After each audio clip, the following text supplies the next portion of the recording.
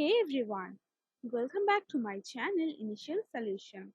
In this tutorial, I'm going to show you how to select all photos on Google Photos. So you need to select one photo, then go for down.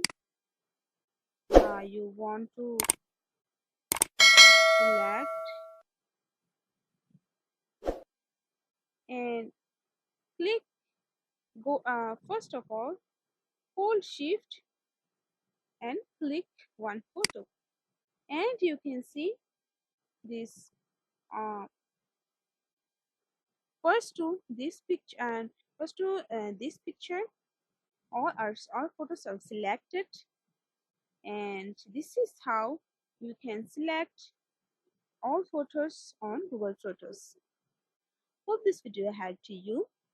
If it did, then please like, comment and share, subscribe to our channel, and don't forget to hit the bell icon for more videos. Thank you. This video is sponsored by Zerosoft. Zerosoft offers graphic design, UI UX design, digital marketing, and web development. Elevate your brand with Zerosoft today. For more details, check the description box.